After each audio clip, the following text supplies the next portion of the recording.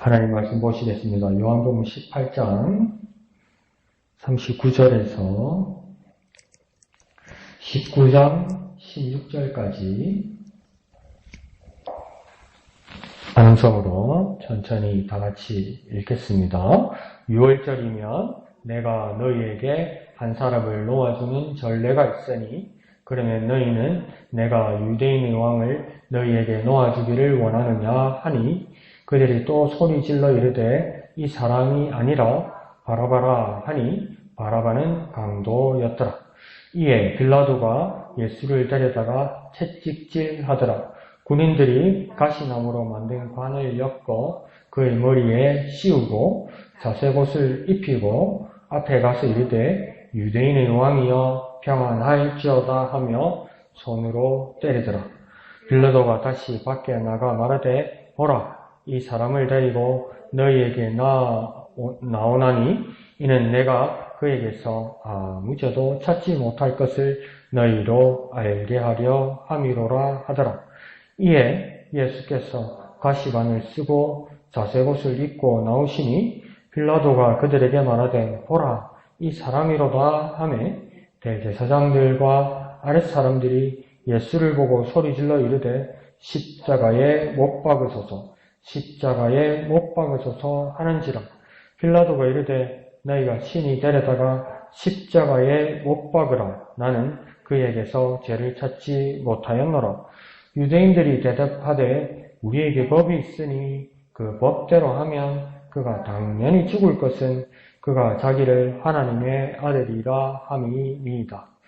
빌라도가 이 말을 듣고 더욱 두려워하여 다시 관정에 들어가서 예수께 말하되 너는 어디로부터냐 하되 예수께서 대답하여 주지 아니하시는지라. 빌라도가 이르되 내게 말하지 아니하느냐? 내가 너를 놓을 권한도 있고 십자가에 못 박을 권한도 있는 줄 알지 못하느냐? 예수께서 대답하시되 위에서 주지 아니하셨더라면 나를 해할 권한이 없었으리니 그러므로 나를 네게 넘겨준 자의 죄는 더 크다 하시니라. 이러함으로 빌라도가 예수를 놓으려고 힘썼으나 유대인들이 소리질러 이르되 이 사람을 놓으면 가이사의 충신이 아니니이다. 무릇 자기를 왕이라 하는 자는 가이사를 반역하는 것이니이다. 빌라도가 이 말을 듣고 예수를 끌고 나가서 돌을 깐 뜰 히브리 말로 가바다에 있는 재판석에 앉아 있더라. 이날은 6월절의 준비일이요 때는 제6시라. 빌라도가 유대인들에게 이르되 보라 너희 왕이로다. 그들이 소리 지르되 없이 하소서 없이 하소서 그를 십자가에 못 박게 하소서. 빌라도가 이르되 내가 너희 왕을 십자가에 못 박으랴? 대제사장들이 대답하되 가이사 외에는 우리에게 왕이 없나이다 하니 이에 예수를 십자가에 못 박도록 그들에게 넘겨주니라. 아멘. 자, 오늘 말씀을 보면 등장인물이 여러 인물이 나오는데 이렇게 가만히 생각해 보면 여기서 오늘 본문에서 말을 제일 많이 한 사람은 누군 것 같아요? 집사님 생각에는요. 오늘 본문 안에서 누가 제일 말 많이 한 것 같아요? 그냥 보이는 걸로. 예. 누가 제일 많이 말을 많이 했어요? 누구 같아요? 빌라도가 제일 많이 말했어요. 그러니까 빌라도가 왜 이렇게 말을 많이 하고 빌라도가 이렇게 말한 이유는 뭘까? 이걸 보면 오늘 상황이 더 파악이 더 잘 되는 것 같아요. 그러니까 예수님이 말씀을 하셨지만 예수님의 정황을 보면서 빌라도가 어떤 뜻으로 말을 했고 빌라도가 어떻게 판단했고 빌라도 마음이 어떤 것이라는 것을 보면 이 상황이 이해가 더 잘 될 것입니다. 그래서 빌라도가 이 재판에서 아주 막 고민을 많이 하는 장면이 나오죠. 그러니까 빌라도 마음에는 재판할 때 예수님을 유죄, 무죄 생각할 때 빌라도는 뭐라 생각했냐면 죄를 찾지 못하노라 이랬잖아요. 무죄예요, 무죄. 빌라도가 생각할 때는 무죄예요. 그런데도 뭘 합니까? 예수님을 십자가에 못 박혔죠. 그러니까 이 재판이 잘못된 거죠. 무죄인데 어떻게 사형입니까? 네. 그런데 왜 무죄인데 빌라도가 사형 언도를 내렸을까요? 하도 백성들이 요구하고, 예. 그대로 내버려뒀다고 요즘 말로 막 데모가 날 것 같아서, 밀란이 날 것 같아서. 그러니까 이게 잘못된 재판이죠. 그러니까 사복음서 전체를 보면 예수님이 금요일 밤에 잡혀가지고, 아니다, 목요일 밤에 잡혀서 금요일 새벽까지 재판을 한 번, 두 번, 세 번, 네 번 이상 했어요. 그러니까 이 재판이 다 엉터리인 거예요. 밤 사이에 막 안나스, 가야바, 헤롯, 빌라도에서 다시 헤롯, 또 빌라도 이렇게 가면서 밤에 자기들 마음대로 이렇게 재판했단 말이에요. 그러니까 사내들인 공회원도 다 모이지 않은데도 유대인들도 자기들끼리 재판하고 막 증인도 제대로 쓰지 않고 그래서 부랴부랴 새벽에 판결 내고 아침 9시에 십자가에 못 박아서 3시에 운명했단 말이죠. 그러니까 이 재판이 엉터리고 빌라도가 봐도 무죄고 무죄인데 사형이라 그러고 근데 또 그 중간에 보면 빌라도가 막 마음 쓰고 애쓰고 그랬던 일 있고 또 우리 다른 복음서에 보면 빌라도의 부인이 막 꿈에서 괴로움을 당하면서 저자를 더 이상 괴롭게 하지 말라고 부탁도 하고 막 이런 상황입니다. 이런 모습, 이런 경우를 예수님이 겪었다는 것이죠. 그래서 왼쪽에 제목도 보면 뭐라고 되냐면 부패한 종교, 불의한 정치 이렇게 되어 있죠. 그래서 부패한 종교라는 것은 유대인들의 그 모임들, 그 사람들이, 그 사내들인 회원들, 공예 회원들이 그 모임이 얼마나 부패하고 불의했는지를 이야기하는 겁니다. 유대인들이 왜 막 큰 소리로 예수님을 십자가에 못 박으라고 빌라도에게 요구했을까요? 이게 이상하잖아요. 예수님께서 며칠 전 그 종료주일 날만 해도 막 호산나 이런 소리를 들었던, 그렇게 막 외쳤던 사람도 백성들인데, 며칠 사이에 백성들이 또 뭐랍니까? 저를 십자가에 못 박으시오, 이렇게 이야기하잖아요. 그 똑같은 사람들이거든요. 그 유대인들이 협박하고 선동인 겁니다, 선동. 그러니까 이 종교인들도 정말 부패했고, 불의한 정치라는 건 대표적인 인물이 우리 같이 보는 빌라도겠죠, 빌라도. 빌라도가 왜 불의하겠습니까? 자기가 객관적으로 봐도 예수는 무죄인데, 여론에 이끌린 거죠. 그랬고, 두려워했고, 그래서 그게, 정치는 어려운가 봐요, 그죠? 선거에서 표를 얻으려면 유권자인 시민들, 국민들한테 잘 해야 되고, 그래서 그 구미에 맞는 이야기를 해야 되고, 그렇지만은 또, 양심적인 정치가는 또 법대로, 제도대로 해야 되겠다는 그 부담감도 있고, 그 사이에서. 근데 빌라도는 또 왜 밀란을 두려워하고 또 백성들의 요구를 따랐냐면, 이 빌라도는 총독이라서 로마 황제 가이사에게 이쪽까지 파견받은 사람이거든요. 실적이 안 좋으면 잘리거든. 나중에 그 역사서에 보면, 다른 성경 말고 역사서에 보면 이렇게 쫓겨나요. 그런 것 때문에 또 그렇게 했을 수도 있죠. 그래서 그런 여러 복잡한 이야기들이 있습니다. 그래서 그냥 우리가 알 수 있는 것만 한번 해봅시다. 자, 그래서 집사님 한번 나눠 한번 해볼까요? 네.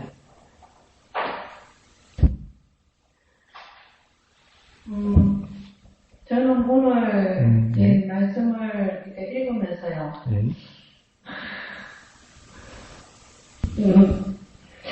정치에 대해서 이렇게 생각을 해봤어요.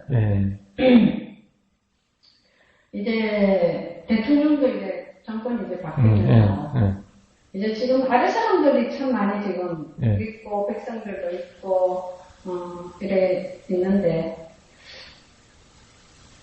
정말 그 아래 사람을 통해 가지고 이 정치가 이렇게 될 때 또 우리의 예수님도 이 빌라도 쪽을 보면 예수님이 아무 죄 없는 걸 알면서도 밑에 백성들의 막 이렇게 선동이라든지 백성들의 뭐 이렇게 소리 지르며 이렇게 그렇게 딸려가듯이 그런 것 같아요. 그래서 우리도 참 많이 기도해야 되겠다. 이제 5월 1일 되면 또 이제 우리 또 대통령이 이제 새로 이렇게 될 때 정말 이 나라를 위해서 또 참 기도해야 되겠다. 이제 많은 또 정치인들의 그 세력들 속에서 참 많이 힘들 텐데 그러면서 우리도 이렇게 이제 대통령을 위해서 좀 기도해야 되겠다 생각이 많이 들었습니다.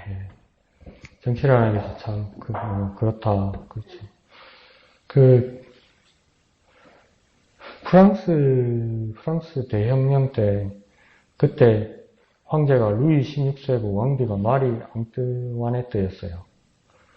근데 그 프랑스 혁명 때 시민들이 들고 일어났던 구호 중에 하나가 뭐냐면 우리에게 빵이 아니면 죽음을 달라 그렇게 했거든요. 그러니까 백성들이 국민들이 먹을 것이 없어서 고통받고 있다는 것조차 왕과 왕비가 몰랐다는 것이죠. 그래서 뭐 진실인지는 모르겠지만 그렇게 숨겼다고 그러잖아요. 왕과 왕비가 바깥으로 왕궁 밖으로 통하는 모든 창문에다가 그 유리를 거울을 이렇게 다 놨다잖아요. 그러니까 거울을 설치해 놓으니까 창에다가 바깥이 안 보이고 자기만 보이는 거죠. 그러니까 자기가 화려하게 입고 자기가 안락하고 여기 이제 빠져서 살게 만들었다는 그런 전설이 있죠. 문재인 대통령이 청와대 처음 들어가서 깜짝 놀라가지고 그 관사에 못 들어갔다 하잖아요. 좀 더 있다가 다시 들어가야 되겠다. 박근혜 대통령이 살 때 그 방에 보니까 온 전신에 거울이 들어가고 있잖아요. 무서워서 못 들어가겠다고 그랬잖아요. 자기가 뭐 보이니까 그게 진짜인지 아닌지는 모르겠지만. 그래서 나중에 바깥이 너무 프랑스 혁명 때 바깥이 너무 시끄러우니까 그 왕하고 왕비가 물어봤다잖아요. 지금 바깥이 왜 저리 시끄럽나? 이러니까 백성들이 지금 뭐라고 그러는 거냐? 밑에 사람들 물어보니까 백성들이 빵이 아니면 죽음을 달라고 그런다. 그 마리 앙뚜아네트가 그랬다잖아요. 참 이상하다. 왜 그랬을까요? 참 이상하다. 빵이 없으면 고기를 먹으면 되지 그러더라잖아요. 그러니까 완전 어떻게 사는지 아무것도 모르는 거예요. 그러면서 지도자라고 서 있더라는 거예요. 근데 빵이 아니면 고기 먹으면 되지 그것도 지어낸 이야기란 얘기가 있습니다. 근데 하여튼 그렇게 바깥을 모른다는 거죠. 근데 지금 세상은 바깥을 모르거나 누가 사탕발림으로 이렇게 조언을 한다 해서 그걸 쏟고 그럴 세상은 아니에요. 알려면 알 수 있어요. 근데 자기가 이제는 지도자가 자기가 고집 부리는 게 문제일 수도 있어요. 조금 세상이 바뀌었죠. 그러니까 마음을 열고 들으려 하고 고치려 하지 않으면 여러 가지 저도 요즘 복잡한 생각이 듭니다. 그러니까 이게 밑에 사람만의 문제일까? 지도자가 마음 그렇게 먹은 것 아닐까요? 좀 그런 생각도 들어요. 이 사람이 그렇게 마음 먹은 건 아닐까? 그렇게 하기로. 그런 부분도 있는 것 같아요. 그러니까 세월이 5년이란 임기기간이 기니까 5년 동안 자기도 생각도 많이 해보고 또 많이 보고 바뀌어질 수 있도록 우리가 또 기도해야 되겠죠. 지금은 약간 저도 이래도 되나 이럴 정도. 빌라도는 또 어떤 상황이냐면 정치하는 사람으로서 막 여기도 보고 저기도 보고 이런 것 같아요. 그래서 이게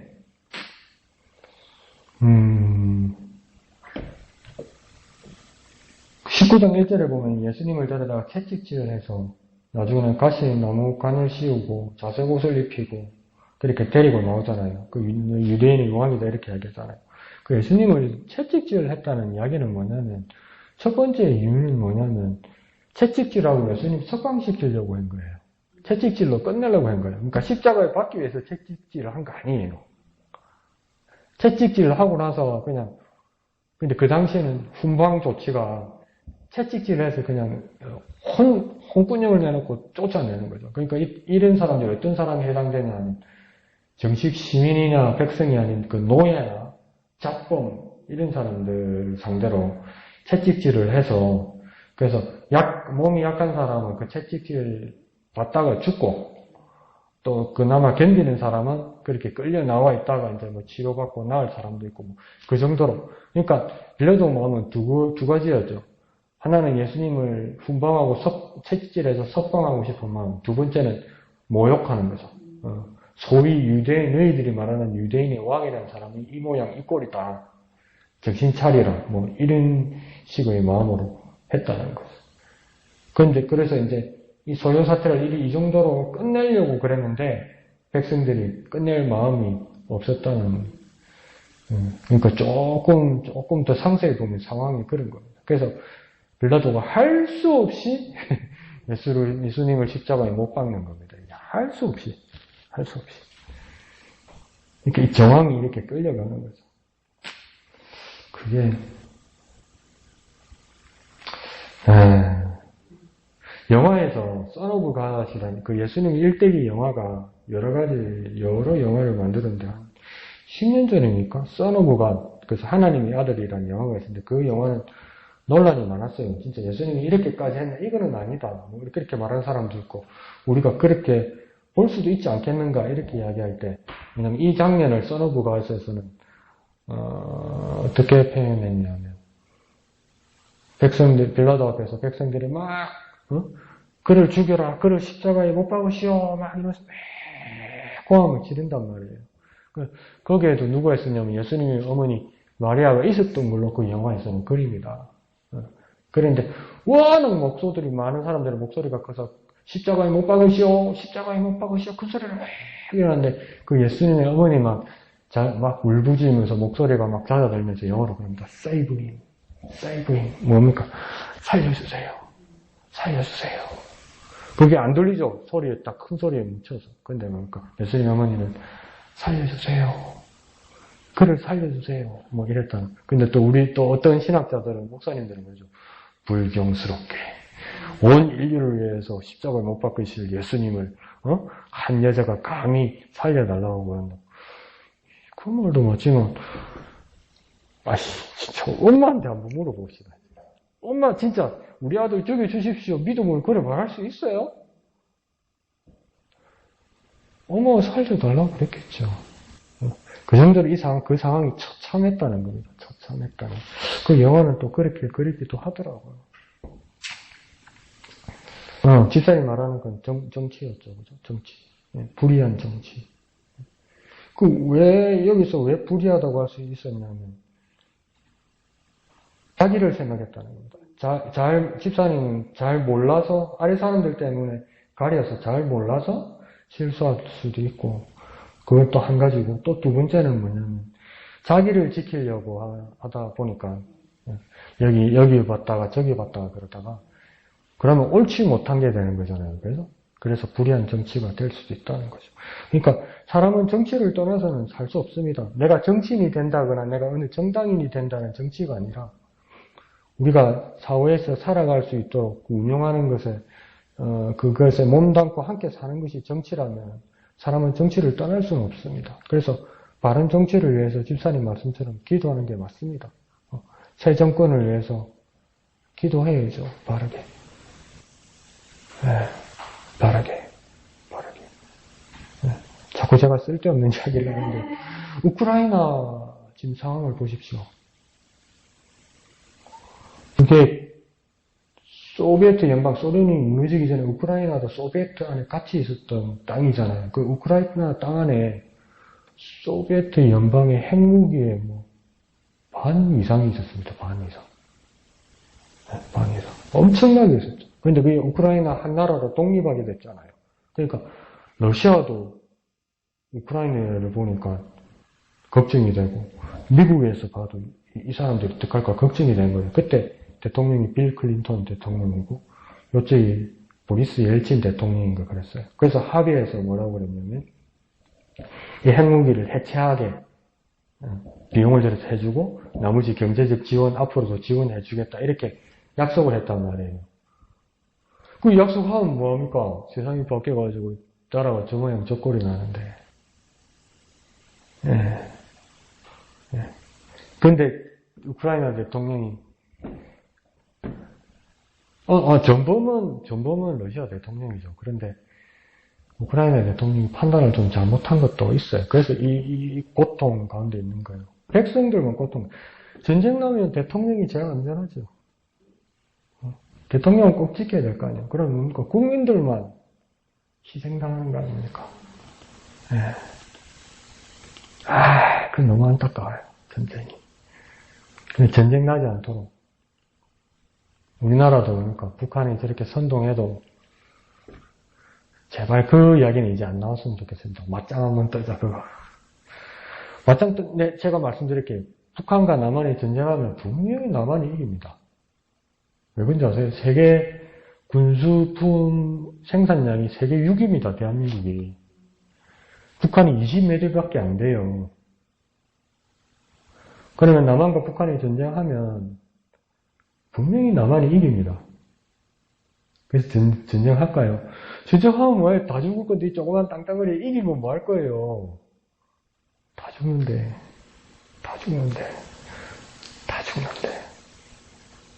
응? 우리 목사님 아들 군인이고, 우리 조카들, 우리 손주들 다 내일 모레 군대 갈 거고, 그거 생각하셔야죠. 네. 그래서 무모할 정도로 전쟁을 막고 싶어서 참고 가만 보고 그렇게 하는 겁니다. 그래서 이 땅이 진짜 전쟁 없도록 기도하셔서, 네.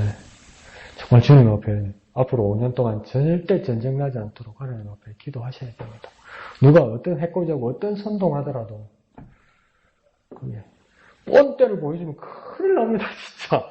아니, 뻔때 보여주면 큰일 납니다. 서로 뻔때 보여준다고 뭐 쉽게 올리면 제가 분명히 말씀드릴게요. 대한민국 전쟁에서 이깁니다. 이겨요. 이기는데 우리 가족들은 다 죽어요. 그런 전쟁의 승리가 무슨 의미가 있겠습니까? 그렇게 기도해 주시길 부탁드립니다. 예, 목사님. 네, 저는 예수님께서 왜 이런 대접을 받아야 되는지에 대해서 묵상을 했어요. 빌라도가 인정했듯이 예수님은 어떤 죄도 잘못도 없었거든요. 유대인의 왕이었기 때문에 혹은 정치적인 어떤 희생양이 되었기 때문에 혹은 유대인들의 그러한 고집들 때문에 라는 어떤 얘기들 그런 부분들이 이렇게 보이긴 하지만 실질적으로 예수님께서 그렇게 당하셨던 그 이유 가운데 하나는 바로 예수님을 말살하려고 하는 어떤 죄의 공격이 얼마나 대단했는지에 대해서, 얼마나 발악적이었는지에 대해서, 그러니까 죄의 권세가 예수님을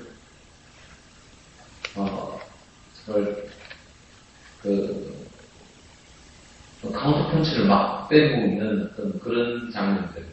예수님이 권세가 없었느냐 하면 10절에 있는 말씀을 보면 빌라도가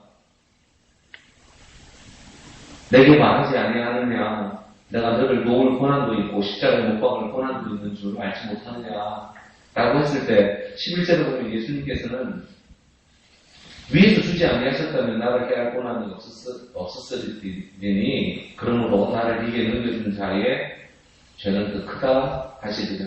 그러니까 권세가 있다라는 거죠. 그리고 로마의 어떤 군병들 가시관을 씌우고 그리고 그 자색 옷을 입고 있는 그 예수님에 대하여 유대인의 왕이라고 조롱하고 모욕하고 하는 그 모든 어떤 행동들이 있는데 예수님께서는 그들을 이길 수 있는 힘이 과연 없었을까? 있었거든요. 대성격처럼 그냥 욱 하면 그냥 12명이나 그대는 천사가 와가지고 그냥 썰어버렸을 텐데 그렇다고 한다면 제 도전을 혹은 제 크로스 펀치에 대한 카운트 펀치에 대한 그것이 승리라고 얘기할 수 없는 승리를 아마 거둘 수는 있었겠죠. 근데 절대적으로 그분은 침묵하시면서 어떤 이 부분들을 이겨나가고 있는 모습을 보거든요. 아마 쟤는 계속적으로 빌라도에 혹은 유대인에 혹은 군인들에게 형상으로 나타나서 계속적으로 치고 모욕하고 했겠지요. 예수님을 쓰러뜨리려고. 근데 끝까지 참고 십자가까지 가시는 그런 주님을 보게 되는데, 사도행전에 나오는 그러한 제자들의 모습에서도 이런 부분들은 나타나거든요. 그냥 그들 뭐라고 얘기하든 그저 묵묵히 순교하고 하는 그런 면들이. 근데 과연 나는 그런 십자가를 혹은 그런 예수님을 따른다라고 하는 그런 마음을 가지고 있으면서 정말 그렇게 그런 상황이 왔을 때 욱 안 하고 죄에 대하여 지지 아니하고 사단에 대하여 지지 아니하고 그 십자가 지고 갈 수 있을까? 이런 대접까지 받으면서 내가 해야 하나? 라는 투념이 날마다 그냥 솟구쳐 나오지는 않을까? 내가 왜 이런 대접을 받아야 되지? 라고 하는 그런 생각들. 상황이 어떻든 여건이 어떻든 너무 쉽게 그냥 무너져 내리는 내 모습들을 보면서 정말 주님께서 이런 대접을 받으셨는데 나는 어떤 대접을 기대하고 있나? 라고 하는 그런 것들을 좀 묵상해 봤어요. 정말 주님을 위해서 살아야 되는데 그런 사명자로서 우리가 대접받기보다는 대접하는 그런 마음들이 좀 넘칠 수 있었으면 좋겠습니다. 예, 감사합니다.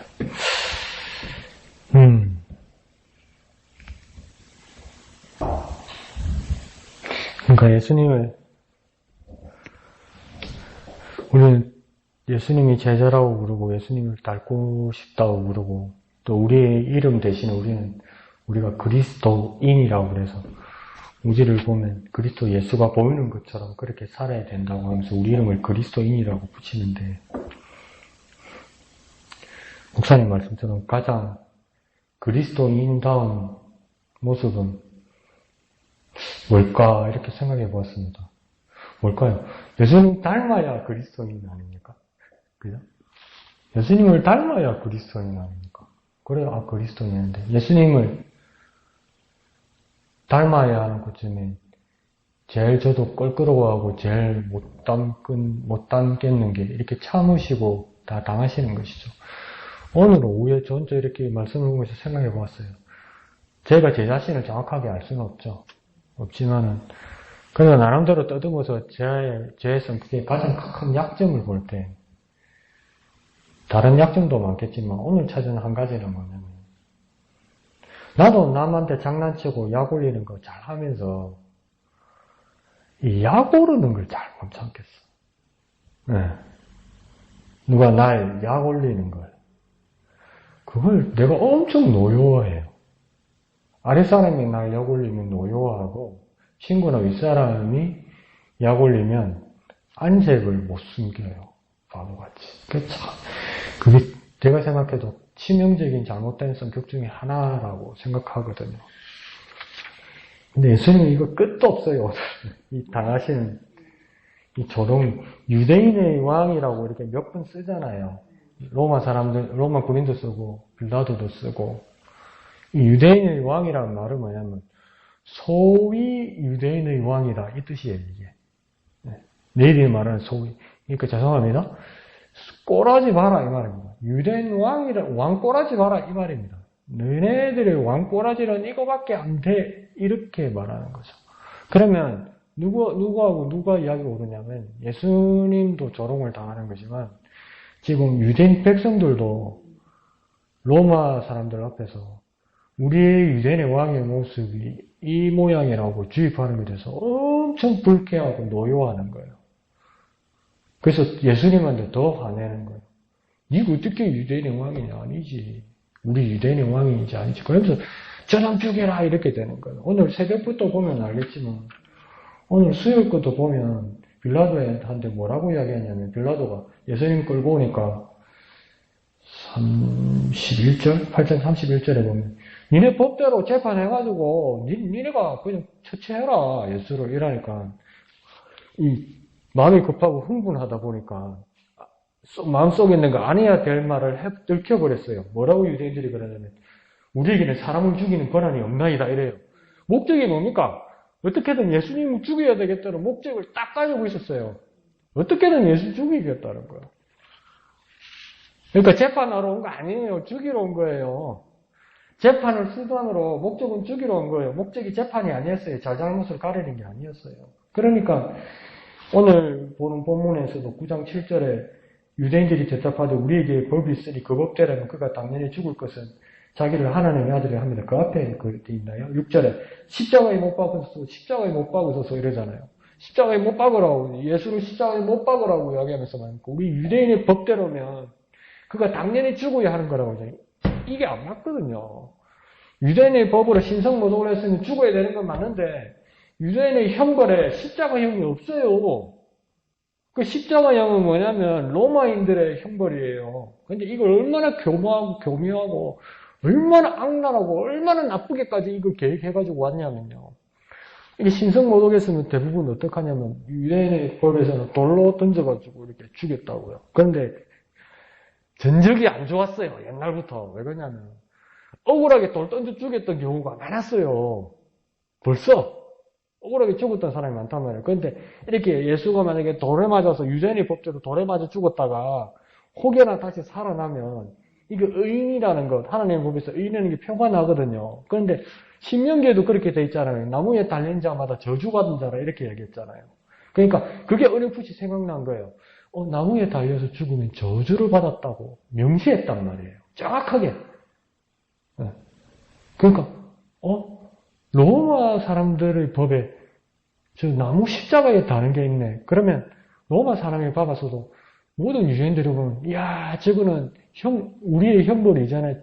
하나님 말씀대로도 저주받아 죽은 거다. 그거 보여주려고 이렇게 한 거예요. 그러니까 죽이려고 오만 생각을 다 한 거예요. 어떤 식으로든 예수를 죽여야 된다는 게 목적이지 잘잘못을 가리거나 하나님의 모독한 것에 대해서 정의를 세우거나 공의를 위해서 온 게 아니에요. 죽이려는 게 뭐 그러니까 잘난 사람들 말로 전도됐다고 그러잖아요. 죽이기. 그러니까 목적과 수단이 바뀌어버렸다고 이야기하잖아요. 지금 그렇게 돼버린 거예요. 잘잘못을 가리는 게 아니고 여기 나중에 그 유대인의 명절에 앞에 보면 빌라도가 한 사람 석방시켜주는 방법이 있는데 너희들이 유대인 예수를 내줄까 이러잖아요. 빌라도는 그러고 싶었다는 말이죠. 그런데 유대인들이 뭐라고 합니까? 바라바를 내주소서 이러잖아요. 근데 바라바는 강도였다고 이야기하잖아요. 그러면 유대인들도 강도인 줄 알았겠죠. 그런데 왜 바라바를 내달라고 했어요? 바라바가 옳거나 바라바가 의로워서 바라바를 내달라고 한 게 아니에요. 왜 바라바를 내달라고 그랬을까요? 예수 죽이려고. 수단도 나빠지는 거예요. 수단도. 와, 그걸 예수님께서 다 받으셨다는 거예요. 그러니까 여기서 유대인의 왕이여라고 말하는 건 전부 조롱입니다. 조롱. 빌라도도 그러니까 너희들이 말하는 유대인의 왕이 이 꼴이다. 이 꼴. 너희들이 그렇게 하등 백성이다. 우리 로마하고 수준이 다른 백성이다. 그러니까 막 유대인들도 막 약이 오르고 막 화가 난 거예요. 그러니까 유대인들은 약 올리니까 화를 못 참고 예수님은 침묵하고 참으시는데 오늘 이 본문을 보면서 제가 집에서 가만히 내 성격을 한번 생각해보니까 저 약 오르는 거 너무 못 참아요. 너무. 지금 같으면 말도 안 되죠. 벌써 그게 10년 됐으니까. 중학생들 애들 영어 가르치다가 잘해주고 이러니까 숙제는 죽으라고 안 해오고 숙제 안 해오도 봐주니까 앞에서 영어를 읽어보라니까 읽지도 않아 이제 선생을 깔보기 시작하는 거죠. 근데 여학생 앞에서 똑같은 여학생 앞에서 남학생이 중학생이 이러면서 말 안 듣는 거예요. 그 요즘 같으면 저 신고도 안 할 거예요. 얼마나 화가 났는지 여기 어깨짝을 갖다가 그 여기 작은 북채 있잖아요. 이걸 가지고 세대가 때렸어요. 내가 얼마나 화가 나든지. 그 말 안 듣는 거 쪽 패야지 이 말도 안 돼. 요즘 그럼 쿨 나죠. 신고 당하죠. 근데 뭐냐면 내가 왜 그랬을까? 정직하게 말씀드릴게요. 바로 잡으려고 그랬던 게 아니에요. 약이 올랐던 거예요. 약이 올랐던 거예요. 그 약이 오는 걸 참지를 못했던 거예요. 제가. 지금 와서 아무리 생각해도. 그 예수님, 좀 가벼운 말로 예수님 여기서 참지 못하고 약이 올라가지고 그냥 어떻게 해버렸으면 어떻게 했을까. 그러니까 죄송합니다. 약 올라오는 거 참는 거 엄청난 능력입니다. 예수님을 하고 저하고 비교해봐도 약 올리는 거 참는 거, 조롱하는 거 참는 거, 비난하는 거 참는 거, 그거 엄청난 능력이십니다. 예수님이 그걸 하셨다는 거죠. 저는 또 한번 서울에서 이렇게 예배를 인도하다 담임 목사님이 이제 그 암으로 몸을 잘 가누지 못해서 제가 공예배를 2년을 제가 다 했었죠. 그렇게 하다 보니까 예배가 그렇거든요. 준비해 한 대로가 아니라 막 사람 같이 앉아있는 회중들이 이렇게 은혜 받기 시작하고 반응이 좋으면 바보같이 시간을 제가 끌어요. 같이 막 묻혀 시간을 끌어요. 시간을 이렇게 막 더 쓰는 거죠. 그래서 내가 그날 한 10분, 15분을 더 썼던 것 같아요. 다 은혜 받은 거죠. 내 생각에는 다 은혜 받은 거죠. 막 울고 이랬으니까 다 좋았다고 생각했죠. 그날 저녁에 여기 장로님 한 분한테 전화가 왔는데 화를 얼마나 내는지 그 분을 못 참는 거예요. 그분이. 강 목사 얘기 왜 그딴 식으로 인도하냐고. 네? 주일 예배를 엄숙하고 경건하게 해야지. 지가 어디 부흥 강사인 줄 아냐고. 난리가 난 거예요. 그 영문을 몰랐죠. 아주 원래 엄숙하고 경건한 걸 좋아하시는 분이 있는데 그게 마음에 안 들어서 그런가 이렇게 생겼죠. 왜 하는지 아세요? 목사님 왜 하는지 아세요? 그분이? 장로쯤 되고 나이가 들었으니까 그 지역이 유지란 말이에요. 이분이 지역사회에서도. 그래서 한 정당의 당원이었어요. 그래서 자기나 자기 아들을 작은 의회라도 출마를 시키고 싶은 욕망이 엄청 컸어요. 이분이. 그러면 그 지역의 당원의 경조사는 꼭 가야 되잖아요. 그거는. 그런데 토요일, 일요일, 주말에 결혼식이 많잖아요. 거길 갔어야 된 거예요. 근데 그 시간이 빠듯하게 맞춰서 갈 준비를 하고 있었는데 제가 10분, 15분 더 쓴 거예요. 그래서 늦어서 못 간 거예요. 그래서 혼주에게 눈도장을 못 찍은 거예요. 그러니까 자기 정치 인생에 오점이 생긴 거예요. 그걸 저한테 풀이를 하는 거예요. 저한테. 근데 그걸 제가 모르고 있는 줄 알았죠. 내가 나중에 알게 됐죠. 그래도 아무 말은 안 했는데 제가 왜 이 말씀을 하냐면 그게 이제 15년, 20년 다 돼 가잖아요. 목사님 죄송합니다. 아직도 밤을 자다 벌떡 일어나요. 제가 분해서. 내가 뭘 잘못했는데 내가. 자기 결혼식 목장 못 가게 한 것 가지고 내가 못 가게 했나? 중간에 그냥 가면 되잖아요. 중간에 화장실도 잘 가고 그러면서 화장실 가는 척하고 그냥 결혼식장 가면 되잖아요. 예배도 제대로 한다는 장로로서의 그것도 보여주고 싶고 정당의 당원 어른으로서의 그 권위도 두 개 다 지키고 싶었던 거죠. 그 화풀이를 저한테 했던 것이죠. 근데 그것도 그냥 참고 넘어가고 그냥 지나간 걸로 생각하면 되는데 아직도 제가 그 분을 못 참고 실수로 단체 문자로 저한테 한 번씩 와요. 절대 답장 안 해요. 아직도 절대 답장 안 하고 실수로 누르는지 모르겠지만 전화 한 번씩 몇 년에 한 번씩 와요. 전화 안 받아요. 그러니까 제가 약오르고 분한 걸 못 참는 거예요. 근데 예수님은 우리 목사님하고 저하고 장난치고 웃기는 것처럼 눈 딱 반았어 이래가지고 만약에 그랬던 사람을 기억하고 있다가 주님 제가 죄인입니다. 내가 주님께 왔습니다. 이러면서 하면 주님 반았으니까 용서 해줄까 안 해줄까?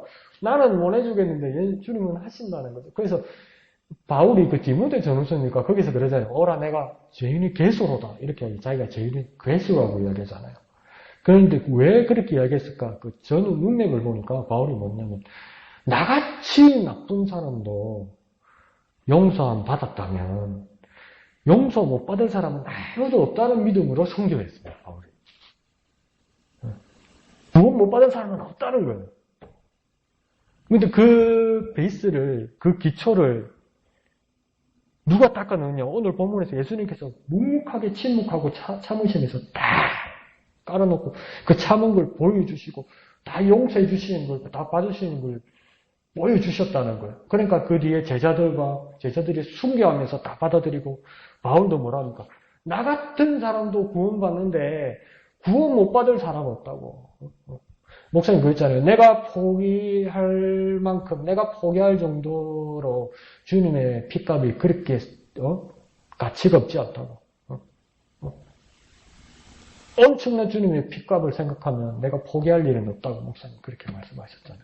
예수님 그렇게 다 그렇죠. 그러니까 엄청 대소되는 거죠. 지금 뭐 빌라도 같은 사람들. 그 다음에 이거 한번 봅시다. 15절에 오른쪽 맨 끝쪽에 보면 15절 끝부분에 보면 또 한번 십자가에 없이하소서 십자가에 못 박게 하소서 빌라도가 이르되 내가 너희 왕을 십자가에 못 박으랴. 그 다음 누가 말합니까? 대제사장들이 대답하다 이러잖아요. 이건 읽을 때마다 이상해요. 이상하지 않습니까? 대제사장들이라고 이야기해요. 제사장은 여러 명이죠. 제사장들은. 대제사장 원래 몇 명입니까? 한 명이죠. 근데 왜 대제사장들입니까? 이거 이상하지 않습니까? 그 예수님 당시에 이 말들이 자꾸 나와요. 대제사장들. 대제사장 한 명이어야 되는데? 대제사장 한 명의 밑에 제사장들인데? 왜 대제사장들일까? 여러 군데를 찾아봤어요. 그러니까 가톨릭 번역 성경에서는 이걸 못 푸니까 완전 막 자기들식으로 한글은 어떻게 번역했냐면 대제사장은 대사제 쓰고요. 이 대제사장들을 뭘로 번역했냐면 수석사제들 이렇게 했어요. 수석 그 밑에 수석사제들. 그 다음 제사장들은 사제들 이렇게 써놨죠. 그러니까 자기 천주교 직자로 이렇게 해놓은 거예요. 근데 그거는 자기들 해석이고 왜 우리 성경을 봐도 개신교 성경을 봐도 대제사장들이라고 했을까? 근데 어떤 분이 뭐라고 이걸 찾아냈냐면 학자들이 찾아냈냐면 왜 이 당시에 대제사장들이라고 했을까? 재판할 때요. 유대인을 재판할 때 그때 대제사장이 가야바라고 그랬잖아요. 근데 가야바에게 재판 가기 전에 누구에게 갔습니까? 안나스에게 갔죠. 기억나죠? 근데 그 안나스가 누구였냐면 대제사장 가야바의 장인이었다고 이야기했잖아요. 근데 그 장인이 이전에 뭐 했던 사람이라고 이야기하냐면 가야바 앞에 대제사장 했던 사람이라고 이야기하는 거예요. 이게 뭐야? 집안도 안 맞잖아. 어떻게 장인단 사위가 대제사장이 돼요? 안 되지. 레위 지파에서 아론 집안 사람들이 대제사장을 내려오는 거잖아요. 장자 한 사람만. 그런데 어떻게 이 처가에서 사위 집안으로 넘어오냐고. 이게 무슨 일이냐고요. 그리고 이 대제사장이 죽지 않았는데 어떻게 이 살아서 넘어가냐고요. 그때 이 역사를 쫙 보니까 안나스가 민원들이 많아가지고 사위 가야바한테 넘기고 또 사위 가야바가 마음에 안 드니까 안나스가 다시 가야바를 자르고 자기 아들들 그러니까 가야바의 처남들을 또 세우고 그러면서 돌아가면서 또 자기가 다시 대제사장으로 복귀하고 그러니까 이것들이 대제사장 경력과 현 대사장과 미래의 대제사장과 또 돌아가면서 나눠 먹을 대제사장들이 모여가지고 지네들끼리 해먹고 있는 대제사장 무리가 생긴 거예요. 그래서 대제사장이 된 거예요. 그러니까 타락인 거예요. 부패한 종교의 대표인 거예요. 이 대제사장들이. 이 사람들이 주도하면서 백성들을 선동해서 예수를 죽이라고 이러고 있었던 거예요. 이게 아주 부끄러운 이야기죠. 그러면서 그 말을 사람들이 선동해낸 말이 뭡니까? 가이사 외에는 우리에겐 왕이 없나이다 이러잖아요. 가이사는 로마 황제를 말하는 거잖아요. 로마 황제 가이사 외에 우리는 누구입니까? 유대인들, 하늘의 백성들이 왕이 가이사 황제밖에 없죠. 보세요. 정신을 쏟고 부패해놓으니까 왕이 가이사 황제래요. 그들에게 왕은 누구입니까? 하나님밖에 없어요. 그 하나님을 버리고 가이사가 왕이라는 거예요. 뭐 하려고요? 자기 자리를 지키고 뭐 하려고? 예수 죽이려고. 예수 죽이는 게 목적이 되니까 뭐합니까? 하나님도 버리는 거예요. 하나님도. 근데 직업은 뭔데? 하나님 섬기는 대제사장인데. 그런데도 뭡니까? 자기 자리 지키려고 하나님 버리고 예수 죽이고 이러는 거예요. 근데 이게 뭐냐면 그 앞에 단락에도 보면 12절 끝에 보면 뭐랍니까? 이 사람을 놓으면 가이사의 충신이 아니니이다. 무릇 자기를 왕이라 하는 자는 가이사를 반역하는 것이니이다. 이러잖아요. 그러니까 가이사가 왕이다마는 이 왕이란 말은 뭐냐면 당시에 헬라어로 큐리오스라고 해요. 큐리오스. 이 큐리오스란 말은 뭐냐면 주님이란 말이에요. 근데 이게 이 큐리오스란 말을 누구에게 쓰냐면 원래는요. 이 당시에는 큐리오스는 누구에게 쓰는 거냐면 황제에게 쓰는 겁니다. 황제, 로마 황제에게 쓰는 겁니다. 그러니까 예수가 주가 아니라고 이야기하는 거죠. 예수가 왕이 아니라고 이야기하는 거죠. 예수가 큐리오스가 아니라고 하는 거죠. 근데 여기서 더 중요한 건 뭐냐면 구약 성경은 전부 히브리어로 쓰여졌잖아요. 근데 로마가 지배하면서 이 로마 지배권에 있는 유대인들과 로마가 허락하는 한에서 알렉산드리아라는 대도서관에서 이 히브리어로 된 모든 구약 성경을 헬라어로 번역을 한번 싹 합니다. 헬라어로. 그러니까 히브리어로 된 창세기부터 말라기를 헬라어로 한번 창세기 말라기를 한번 번역을 한번 싹 합니다. 그러면 이 야훼 하나님에 대해서도 이게 헬라어로 이제 따로 번역해가 써야 될 거 아니에요. 이 야훼 하나님을 헬라어로 뭐라고 번역해 썼냐면 큐리오스라고 썼어요. 똑같이. 그러니까 큐리오스가 어떻게 되냐면 구약 성경에서 야훼 하나님을 말하는 거고 이 큐리오스가 지금 여기서는 뭐로 쓰냐면 가이사 황제에게 쓰이는 거예요. 그런데 이 큐리오스를 누구에게 쓴 겁니까? 예수에게 썼어요. 그러니까 예수도 죽이고 앞으로 예수의 제자들도 이것 때문에 핍박당하고 죽는 거예요. 그런데 누가 제일 먼저 버렸습니까? 이 큐리오스를. 하나님이 이 큐리오스를 대제사장들이 버린 거죠. 그러면 가장 잘못된 정치와 부패의 원인은 뭡니까? 하나님을 버리는 거. 하나님을 주님으로 부르는 것을 버리는 거. 예수님을 주님이라고 부르는 것을 버리는 거. 나를 지키기 위해서 하나님이 주님이시라는 것, 예수님이 주님이시라는 것을 버리는 것. 이게 가장 큰 타락이고 제일 큰 부패입니다.